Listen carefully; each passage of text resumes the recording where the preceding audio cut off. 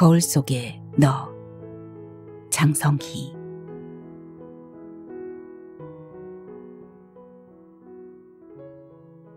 달이 비치는 밤바다는 은빛 겨울처럼 빛난다. 까만 밤하늘에는 구름이 흐르고 달빛은 잦아들다 순간적으로 번져나간다. 일렁이는 파도는 먼 곳에서 수평면처럼 일률적으로 보이지만 빛은 그 굴곡을 따라 매 순간 다른 각도에서 반사된다. 바다의 호흡을 듣는다. 거칠게 또는 부드럽게 부딪히고 부서진다. 낭떠러지 끝에 선 채 그 모든 풍경이 아름답다고 느낀다. 차가운 겨울바람이 뺨을 스친다. 순간적으로 하얀색 목도리를 매만진다. 목도리를 당겨 그 안쪽으로 얼굴을 좀 더 파묻고 싶다. 아름다움과 따스함에 대한 갈망은 본능적인 것일까? 다른 누구의 이야기를 들어본 적은 없지만 은수 자신에게는 맞는 말인 것 같다. 그녀는 이 목도리와 같은 형태로 남색 목도리를 하나 더 만들어 진혁에게 주었다. 웃으며 선물을 풀어본 그는 그 이후로 한 번도 그 목도리를 하지 않았다. 대신 그의 목에는 크리스찬 디올이 멋스럽게 둘러져 있었다. 그의 방에는 박스 그대로 그 목도리가 보관되어 있었다. 그는 왜 선물 받은 목도리를 하지 않을까? 은수는 그 목도리가 버려지지 않은 것이 더 이상해 보였다. 그는 그것을 아끼는 보석처럼 소장하고 있었기 때문이다. 좋은 실로 정성껏 만든 목도리인 것은 맞다. 은수가 만든 목도리는 주변 사람들에게 인기가 있었다.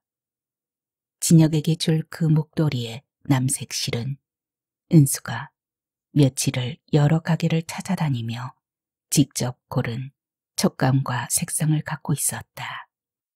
하지만 그는 그것을 목에 두른 적이 없다. 좋은 학교를 졸업하고 큰 회사에 다녀서 안정된 삶을 살겠다던 그 목표대로 진혁은 자신의 꿈을 이루었다. 이름 있는 학교, 유명한 회사, 그리고 모두가 부러워하는 경제적 능력까지 남들이 선망하는 것을 갖는 것이 그의 바람이었다.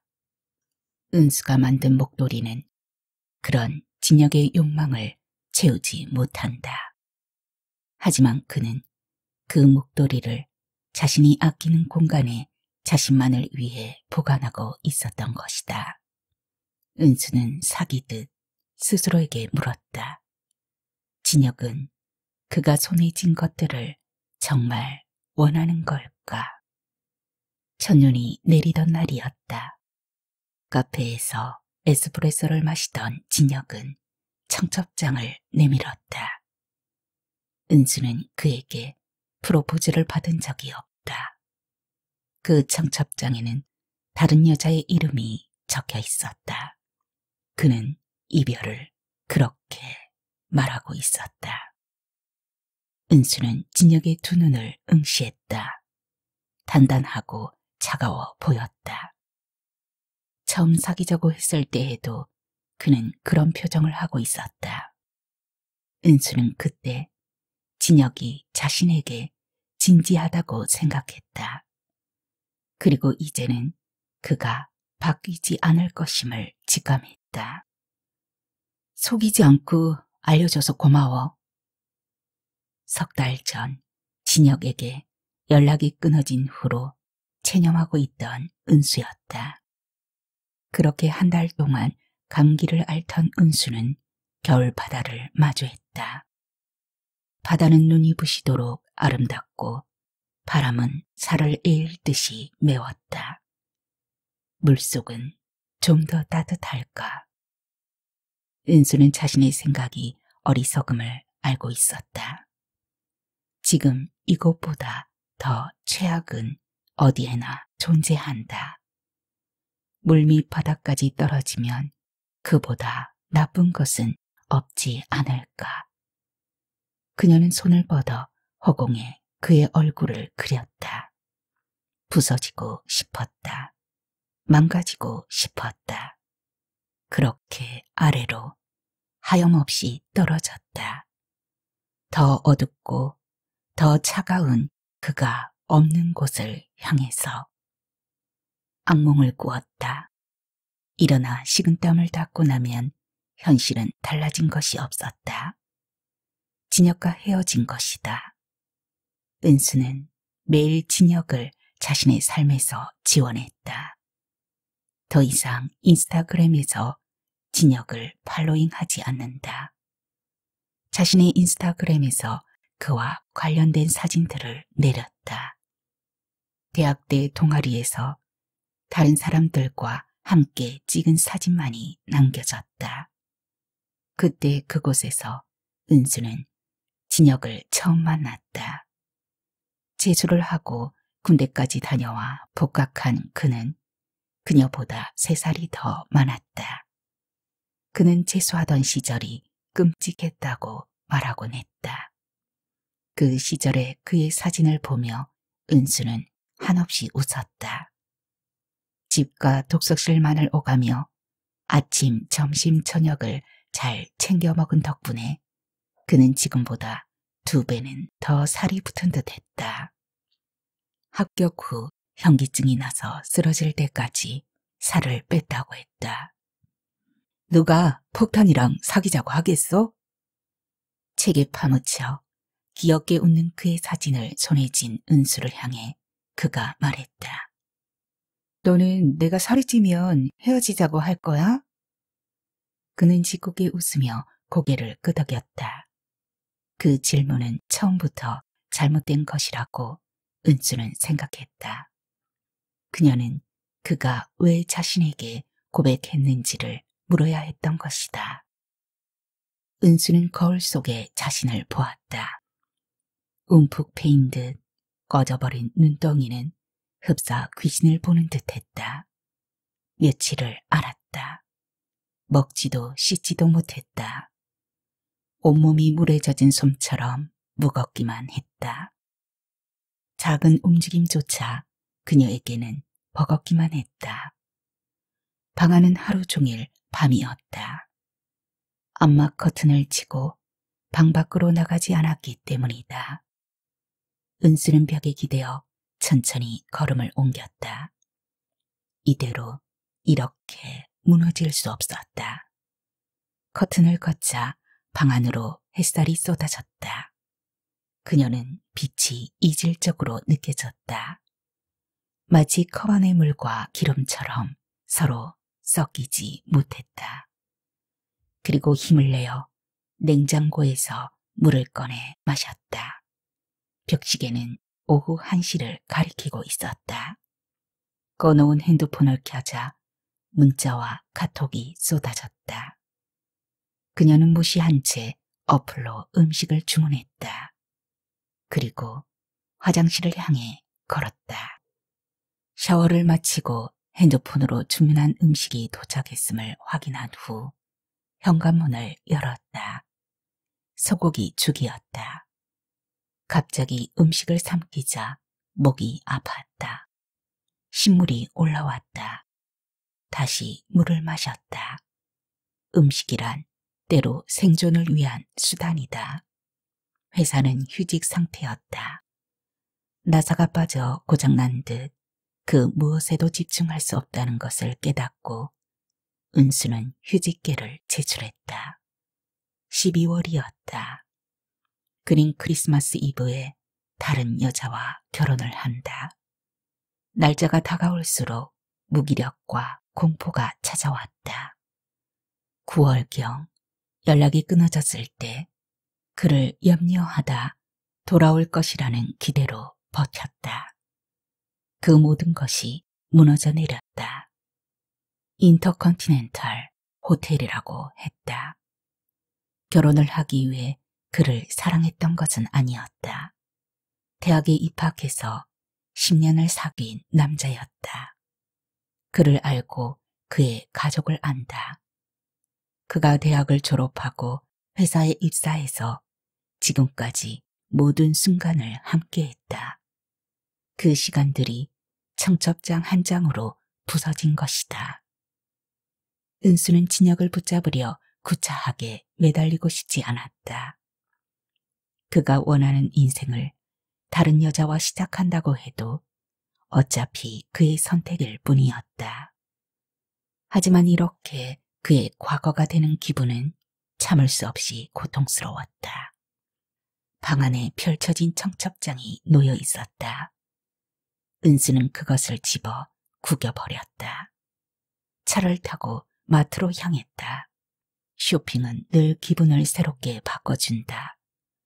겨울 오후에 나른한 햇살이 차 안으로 스며들었다.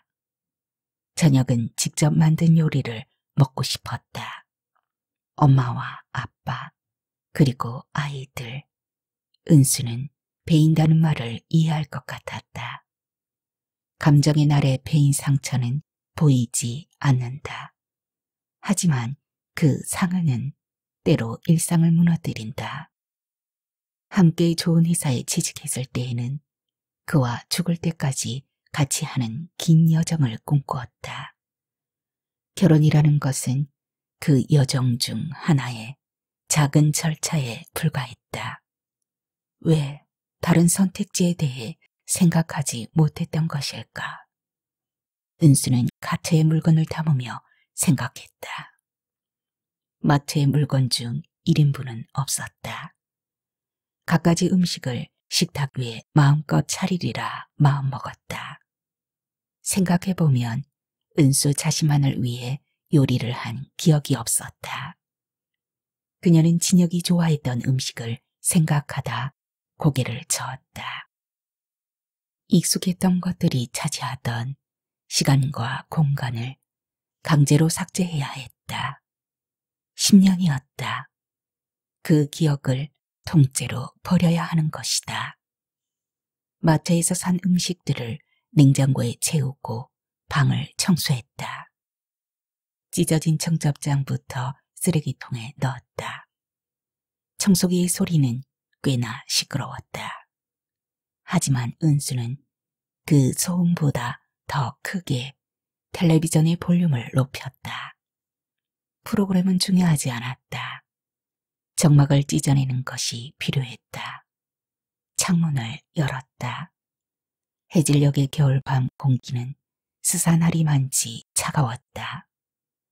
진혁에 관한 모든 것을 지워내고 싶었다. 이불을 세탁하고 건조기에 넣었다. 그리고 물걸레로 청소를 끝냈다. 샐러드와 해산물 파스타를 만들었다. 그에 어울리는 피클도 만들었다. 스테이크에 가니쉬를 얹었다. 쾌적한 공간에 맑은 공기가 흐르는 밤이었다. 음식을 만드는 부산한 손길은 현실을 망각하게 한다. 은수가 요리를 좋아하는 이유였다. 텔레비전을 끄고 베토벤의 월광 소나타를 틀었다. 따뜻한 치아바타와 올리브유에 발사믹 식초를 첨가한 드레싱을 곁들였다. 따뜻한 아메리카노가 천천히 온몸에 퍼졌다. 맛있는 음식과 편안한 공기, 그리고 사랑하는 사람들.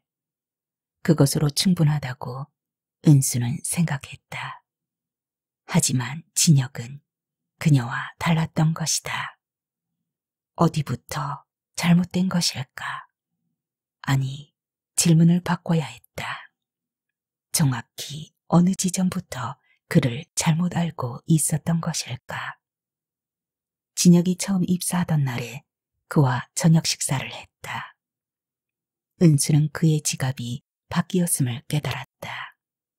지갑에는 구찌 로고가 선명했다. 비싸지 않아? 은수가 물었다. 이 정도는 살 수 있어. 진혁이 웃으며 말했다. 그러다 그가 입은 옷부터 시계까지 모든 것이 명품임을 알게 되었다. 그는 좋은 회사에서 고에게 연봉을 받는다. 하지만 그것만으로 충분해 보이지 않았다. 집을 사고 아이를 키우기 위해서는 목돈이 필요하다. 저축을 해야 하는 이유이다. 은수의 생각에는 진혁의 씀씀이가 커 보였다. 은수가 그렇듯 그는 부잣집 아들이 아니었다.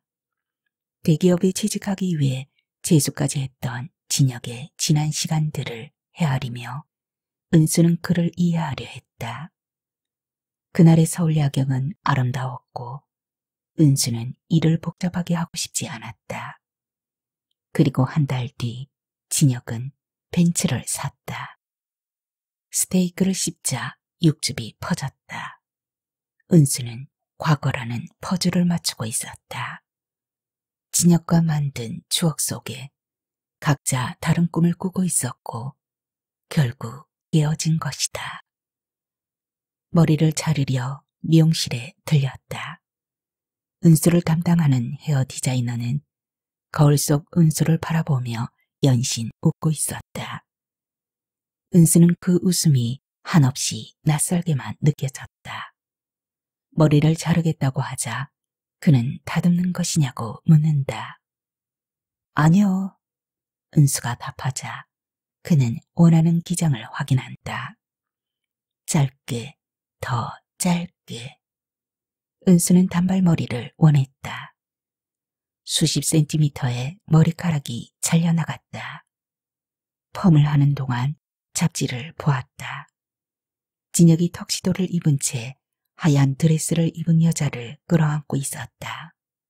평범한 직장인이 결혼을 한다고 여성지에 실릴 일은 없었다. 하지만 그가 결혼하는 여자는 범인이 아니었다. 대기업 총수의 딸이었다. 더 놀라운 것은 그녀가 임신 중이라는 것이었다. 유학을 마치고 한국으로 온 그녀가 아버지의 회사에서 운명처럼 진혁을 만나 사랑에 빠진 것이다. 그러다 그녀가 첫사랑이라는 진혁의 인터뷰 기사에 은수는 헛웃음이 나왔다. 재수를 해서 학교를 바꾸고 굶어서 살을 빼고 취직해서 명품을 사듯 여자 또한 그렇게 바꾼 것이다. 은수는 진혁에게 결혼 전에 소모품이었던 것이다. 은수는 스스로를 돌아보았다. 잘 살기 위해 열심히 공부하고 안정적인 직장에 취직해서 사랑하는 사람과 행복하게 살겠다는 꿈이 있었을 뿐이다. 그 꿈이 잘못이라고 생각하지 않았다. 단지 진혁과 다를 뿐이었다. 드라이를 마친 후 미용실의 거울 속에는 전과는 다른 은수가 서 있었다. 다른 남자를 만나면 돼. 은수는 간단하게 답을 내렸다. 나에게 맞는 새로운 사람을 만나면 되는 거야. 사랑은 언제든 끝날 수 있고 시작될 수 있다. 하지만 절망은 도돌이표처럼 멀지 않은 곳에서 찾아왔다. 내가 했던 것이 사랑이 맞을까? 은수는 속았다는 생각이 치밀었다. 그것도 아주 오래전부터 계획적으로 이용당한 기분이었다. 마치 잡지 속의 저 잘난 여자처럼. 시간은 흐르고 삶에는 명암과 굴곡이 존재한다. 진혁이 아플 때마다 죽을 만들어 주었던 것은 은수였다. 회사에서 일이 안 풀린다는 투정을 들어준 것도 은수였다. 진혁은 은수가 필요하다고 했고 은수는 그의 필요를 채워주는 소중한 존재로서 자신을 규정했다. 은수가 아플 때에도 진혁이 곁에 있었다. 그녀의 생일을 함께한 사람도 진혁이었다. 그 둘 사이에는 아무것도 문제가 되지 않았다. 핸드폰이 울렸다. 괜찮아? 진혁이 그럴 줄 누가 알았겠니? 너희 둘이 얼마나 예쁘게 지냈니? 갑자기 그렇게 돌아서서 결혼을 하다니. 청첩장 받은 내가 당황스럽다. 대학 동기였다. 잘 다녀와. 은수는 웃으며 답했다. 사랑은 변할 수 있다. 하지만 처음부터 사랑이 아니었다면 그 간극은 무엇으로 채울 수 있을까? 은수는 진혁의 야망을 알고 있었다. 그리고 대개의 사람들처럼 그도 그러한 목표를 향해 달려가는 사람이라고 생각했다. 때로는 현실에 부딪히고 좌절하며 다시 일어나 나아가는 삶. 그 삶에 은수는 그를 응원하는 사람이고 싶었다. 성공이란 외로운 것이니까. 그래서 그의 재수 시절도 볼살이 통통한 어린 시절의 사진도 단지 귀여울 뿐이었다. 사랑이란 빛과 그림자를 함께 끌어안는 것이니까. 내가 사랑하는 사람이 내가 아닌 다른 사람의 곁에서 행복하다고 한다면 그의 남은 삶을 축복하는 것이 깔끔하다. 하지만 처음부터 나란 존재가 결혼 전에 스쳐 지나가는 여자였다면 다른 문제인 것이다. 다른 곳에 서서 진혁을 응시하다 어느덧 베란다에 섰다. 길을 밝히는 가로등의 전구들이 별처럼 반짝인다. 꿈속의 바다처럼 은수는 몸을 기울인다. 차가운 겨울바람을 따라 추락의 충동이 파도처럼 일려든다.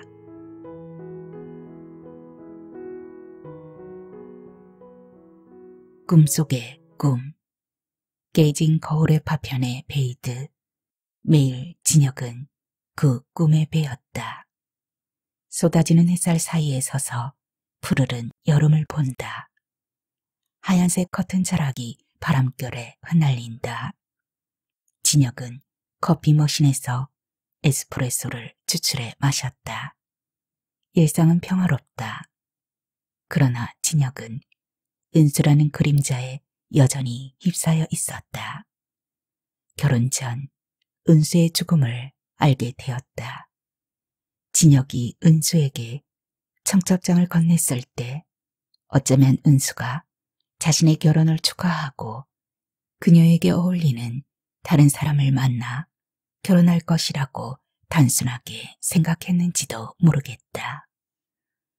진혁은 최악의 결론으로서 은수에게 가장 나쁜 남자가 되었음을 깨닫게 되었다. 좀 더 반짝이는 삶을 택하는 것은 인간의 본능이다.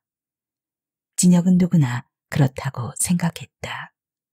대학교에서 은수에게 고백했을 때 진혁은 그녀가 반짝인다고 생각했다. 그녀에게 불만이 있었던 것은 아니다. 다만 혜진을 만난 순간 은수보다 더 반짝인다고 생각했다.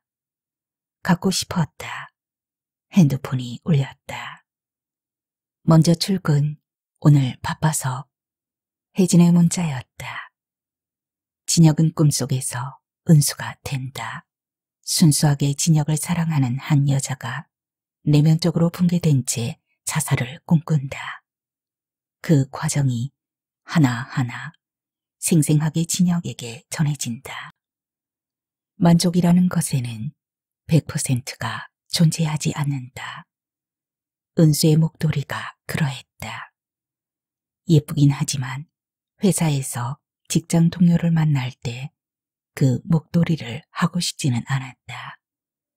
그 목도리를 누구에게 받은 것인지 밝히는 것은 더욱더 하고 싶지 않았다. 구속은 진혁의 바람이 아니었다. 만약 더 멋진 남자가 있고 은수가 그 남자를 사로잡을 수 있다면 은수는 진혁을 떠났을 것이다라고 진혁은 믿었다. 만약 혜진이 진혁의 청혼을 거절했다면 진혁은 은수의 곁에 머물렀을 것이다. 그보다 더 나은 선택지는 없기 때문이다. 진혁은 자신이 잘못된 것이라고 조금도 생각하지 못했다. 누구나 다 주인공이 되어 화려한 삶을 꿈꾸지 않나. 머무는 것은 실패한 자들 뿐이다. 침대에서 일어나 넓은 방안을 바라보며 그는 만족스럽다고 생각했다. 이만하면 괜찮아. 하지만 꿈속의 목소리는 그를 향해 다른 이야기를 하고 있었다. 결혼 전에 타던 차는 그대로였다. 창밖으로 풍경이 스치고 바위의 미뉴에트가 흘렀다. 녹음이 우거진 가로수를 따라 경쾌하게 달렸다. 은수는 함께할 미래에 대해 말하곤 했다. 그 미래를 설계하기 위해 지금의 차는 어울리지 않았다. 하지만 진혁은 다르게 생각했다. 이 차에 어울리는 인생을 만들고 싶었다. 목표를 낮출 생각은 조금도 없었다. 분수에 맞는 수준이라는 것은 실패한 자의 넋두리였다. 주식을 투자하든 그 밖에 다른 무엇을 해서든 삶의 수준을 끌어올려야 했다. 지금의 성공에 안주하고 싶지 않았다. 진혁에게 은수 또한 현재 상태의 소유였다. 상황이 바뀌면 선택은 달라지는 것이다. 그것이 나쁘다는 생각은 해본 적이 없었다. 은수 또한 진혁이 자신의 수준에 맞기 때문에 만나는 것이리라 생각했다. 상황이 바뀌면 그 선택도 달라진다. 쇼윈도에 걸린 물건을 쇼핑할 때처럼 진혁은 은수를 만났던 것이다. 더 값비싼 물건을 소유하지 않는 이유는 하나다. 능력이 없기 때문이다. 은수가 진혁의 선택 때문에 죽음을 택할 것이라고 전혀 생각하지 못한 것도 그 때문이었다. 은수의 장례식을 마친 어머니가 결혼 전 진혁을 찾았다. 카페에서 은수의 어머니는 그녀의 일기장을 건네주었다. 유품이라고 했다. 진혁은 은수의 목도리처럼 그 일기장이 부담스럽게 느껴졌다. 저는 곧 결혼을 합니다. 진혁은 받기 어렵다는 뜻을 에둘러 말했다. 은수의 어머니는 참았던 눈물을 쏟아내고 숨을 고른 후에야 말을 이었다. 알고 있네. 하지만 전해달라는 말을 남겼으니 내 할 요리를 하는 것일 뿐일세.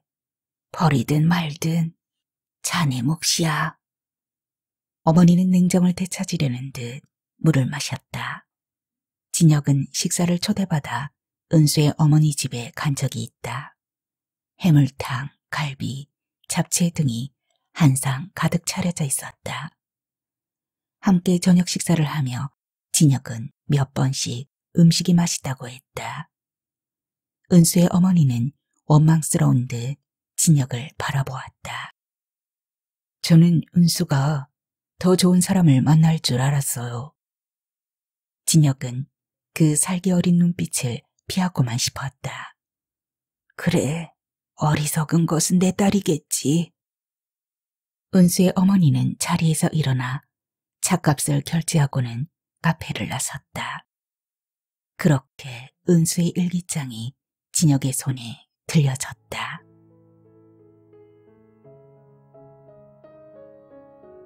사람이 사람을 사랑하는 것은 무엇일까?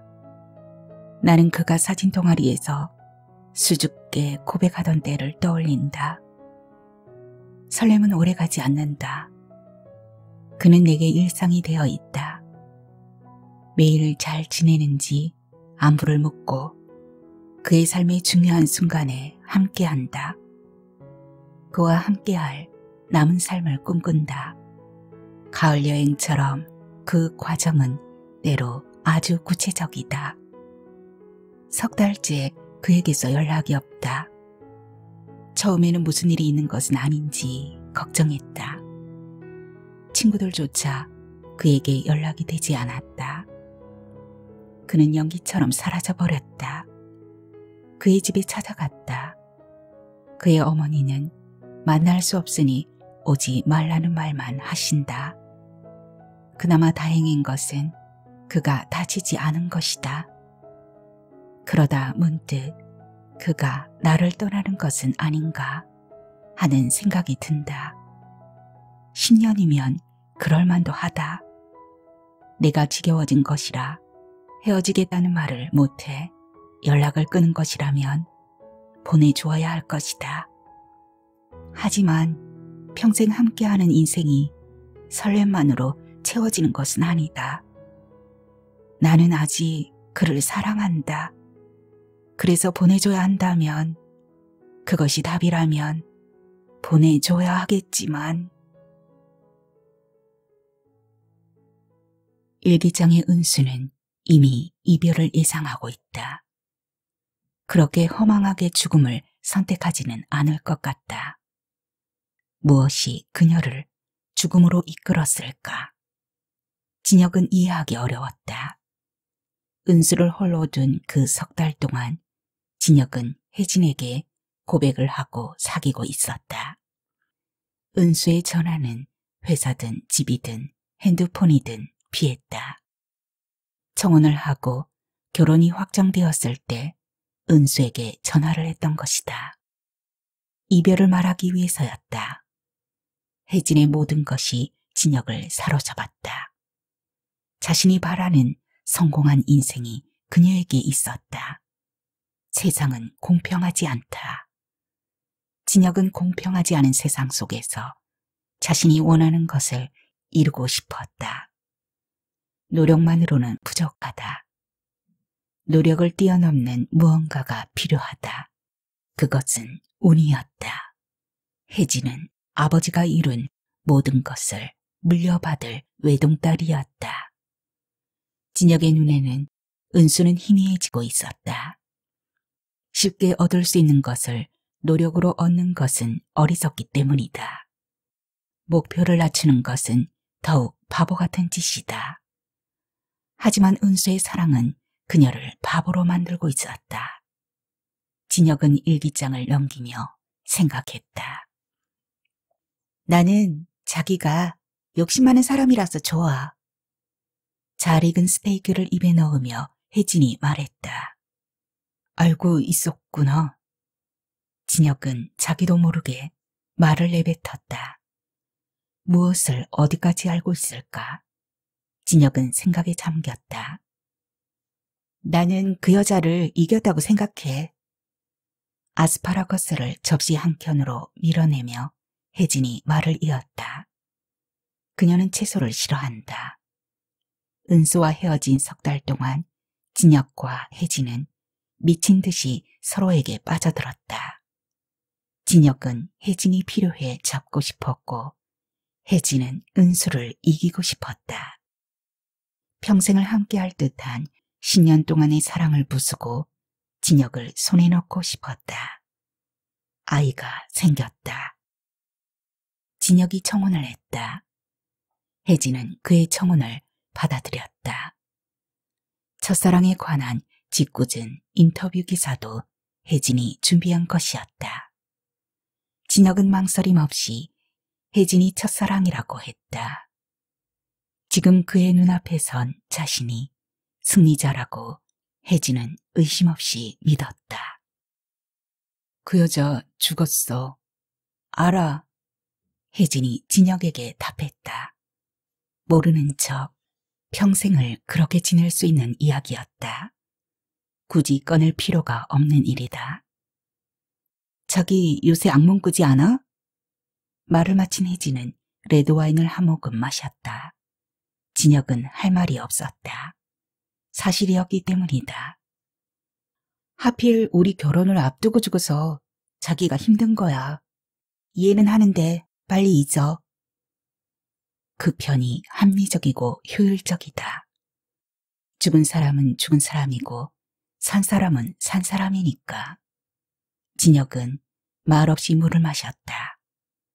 다 아는데 괜찮아? 그 여자가 바보지. 왜 죽어? 진혁의 말에 혜진이 답했다. 나도 그렇게 생각해. 진혁은 아스파라거스를 입에 넣었다. 에스프레소의 쓴맛이든 채소의 씁쓸함이든 상관없었다. 그 쓴 향만이 진혁에게는 진실로 다가왔다. 설탕이나 마시멜로 같은 달고 부드러운 것들은 부풀려진 거짓에 가까웠다. 이성이 내린 합리적 판단에 감정이 항상 같은 속도로 따라오는 것은 아니다. 그 여자에 관한 것이라면 다 버렸어. 나머지는 그냥 가라앉은 앙금이야. 매일 꾸는 악몽처럼? 그래, 곧 지나갈 거야. 외식을 마치고 집으로 돌아왔다. 혜진은 거실의 소파에 기댄 채 텔레비전을 켰다. 가로등이 반짝이는 정원이 한눈에 들어오는 거실은 넓었다. 둘이 살기에는 2층으로 된 단독주택은 넓었다. 하나밖에 없는 딸을 위해 그녀의 아버지가 사주신 집이다. 곧 손주 볼 텐데 넓지 않아. 혜진은 진혁에게 많은 것을 주었다. 가지고 태어난 것이 많아서 나누어 줄 수 있는 것 또한 많았다. 승진도 빨랐다. 일을 배워 다른 사업을 할 수도 있다. 기회도 많았다. 진혁을 알아보고 가까워지려는 사람이 늘었다. 물론 그러한 접근이 순수하게 진혁에게 관심이 있어서는 아니라는 것을 그도 알고 있었다. 하지만 진혁은 이전에 그라면 만날 수 없을 사람들을 만나고 있었다. 그가 다른 위치에서 살고 있기 때문이다. 모두 혜진과 결혼하여 얻은 결과들이다. 물론 그가 그러한 운과 기회를 온전히 자기 것으로 만들지 못한다면 사라질 수도 있을 신기루와 같지만 진혁은 어리석게 놓치지 않았다. 그럼에도 나쁜 꿈은 매일 찾아왔다. 은수가 되어 은수의 죽음을 경험한다. 그 슬픈 과정 속에서 진혁에 대한 은수의 사랑, 기대, 그리고 절망이 차례로 스쳐갔다. 나는 왜 너처럼 독해질 수 없을까? 거울 속의 은수가 묻는다. 만약 네가 나를 철저히 속이고 이용했다고 해도 나는 나대로 사랑한 거니까 그냥 묻어버려도 그뿐인데 나는 왜 자꾸 너에게로 돌아가 네가 나를 사랑했는지 묻고 있는 것일까? 거울 속의 은수는 아파트 베란다에서 또는 바다 앞 낭떠러지에서 스스로를 비춰보다 추락의 충동을 느낀다. 하늘은 아득히 멀고 아름답다. 바닥은 끌어당기듯 가깝다. 집착은 도돌이표처럼 제자리로 이끈다. 같은 자리로 매일 죽음을 꿈꾼다. 고통스러운 질문이 자의에 의해 끝나는 순간이다. 자살이란 출구가 아니다. 그것은 좀 더 나은 절망이다. 그 문을 통과하면 더 이상 삶에 관한 질문들이 쫓아오지 않는다. 나는 네가 원하는 것을 줄 수 없어. 그럼 너는 날 지나쳐야 했어. 그런데 너는 나와 시작했지. 그래서 나는 부서져 버린 거야. 결혼식 전에 은수가 준 목도리를 버리고 다시 건네받은 은수의 일기장을 버렸다. 인간적인 도의 때문인지 대부분의 대학 동아리의 동기들은 은수의 장례식장으로 향했다. 자연스럽게 진혁의 결혼식장에는 오지 않았다. 간혹 전화를 하거나 축의금을 별도로 보내는 동기들이 있었다. 사랑 따위가 뭐라고? 진혁은 속으로 차갑게 뱉었다. 조건이 부서져서 사랑이 부서지는 경우도 현실에서는 흔하다. 그런데 은수는 순진한 얼굴로 살이 찌면 자신을 떠날 건지 묻는다. 혜진이 부잣집 딸이 아니었으면 은수를 떠나 결혼했겠느냐고 묻는다면 진혁은 큰 고민 없이 하지 않았을 것이라고 말할 것이다. 사람의 영혼이 아닌 조건을 사랑하는 것은 선택이다. 영혼은 눈에 보이지 않는다. 결혼 서약서의 어느 오래된 구절처럼 비가 오나 바람이 부나 언제나 어느 순간에나 상대방의 곁을 지키는 지고지순한 사랑은 꿈꾸는 이의 이상일 뿐 현실이 아니다. 그것이 반드시 옳다고 누군가에게 강요할 수도 없다. 너는 범죄를 저지른 것이 아니야. 진혁은 스스로를 일으켜 세웠다. 감기였다. 매일 꾸는 악몽에서 지쳐갈 때쯤 온몸이 욱신거렸다. 진혁은 회사에 연차를 내고 쉬기로 했다. 침대를 오가다 잠이 들면 다시 같은 꿈이 반복되었다. 그 꿈은 다른 각도에서 새롭게 보이기도 했다. 먹었던 스테이크의 굽기가 레어였다거나 아메리카노는 에티오피아였다든가 하는 시기였다. 거울에 귀신처럼 비친 은수의 얼굴이 슬퍼 보이다가 공포스러워 보이기도 했다. 바다 앞 낭떠러지는 달빛을 끌어안고 한없이 창백했다. 겨울바람의 찬기는 서슬이 펄했다.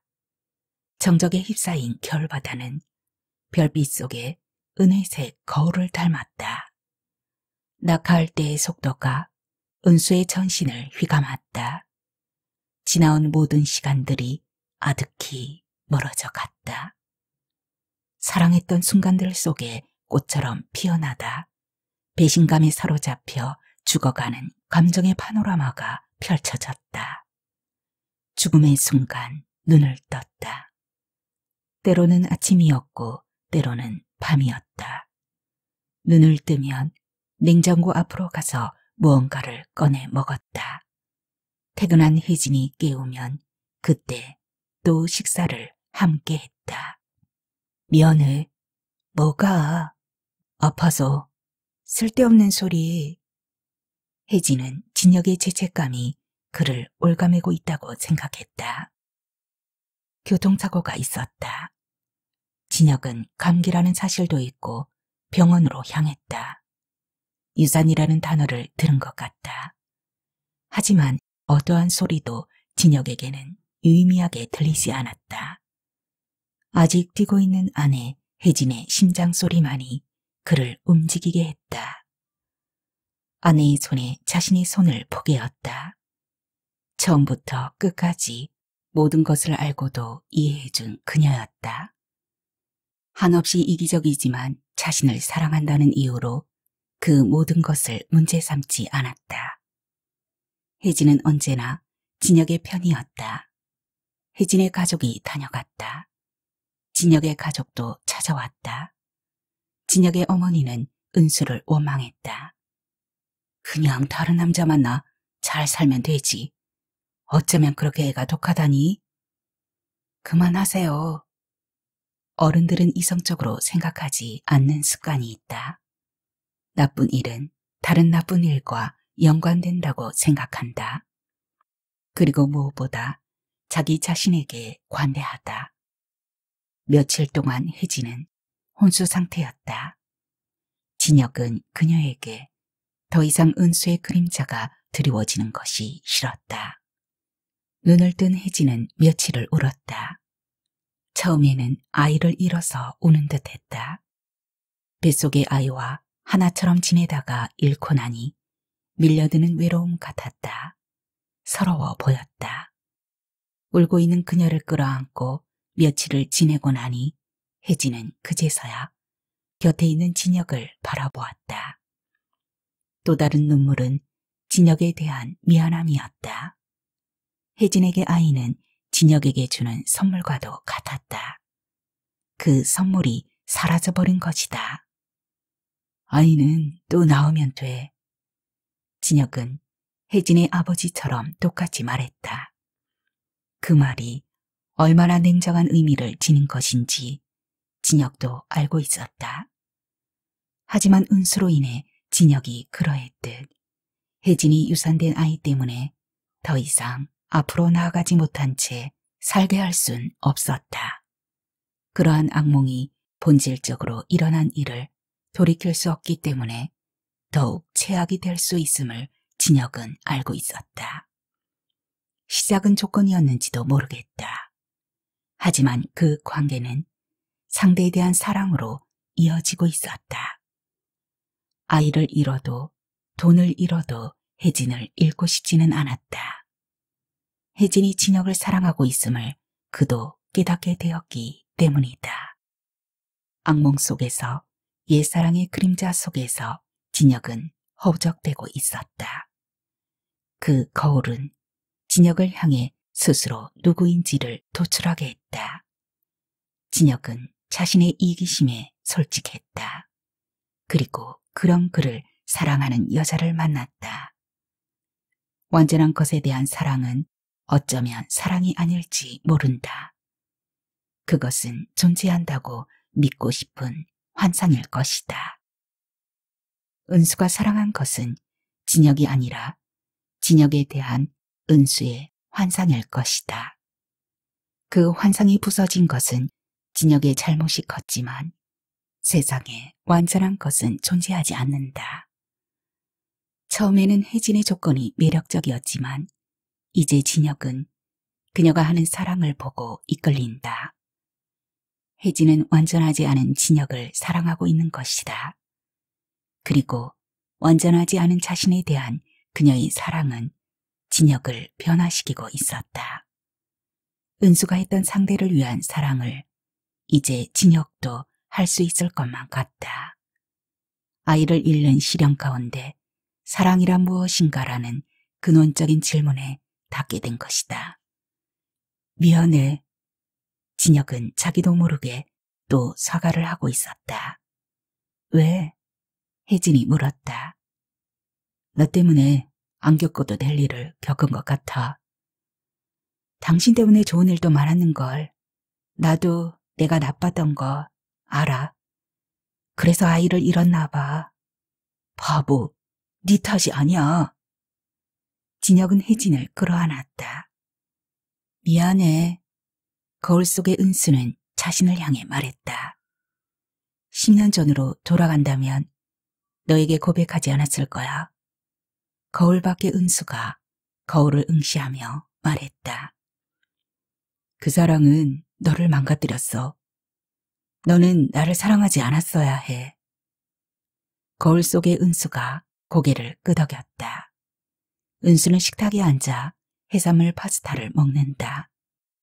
매콤한 토마토 소스와 따뜻한 아메리카노가 잘 어울린다고 생각한다.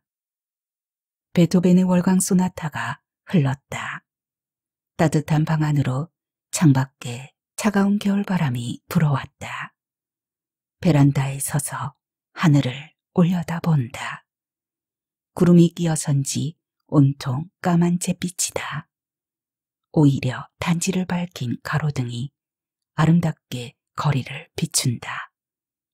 그 불빛 아래 어딘가로 떨어진다면 이 그리움도 끝이 날까?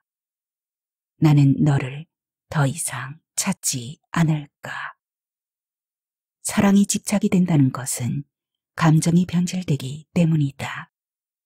은수는 이 꿈 밖으로 나가기 위해 떨어져야 함을 알고 있었다. 그 추락은 또 다른 꿈으로 이어진다.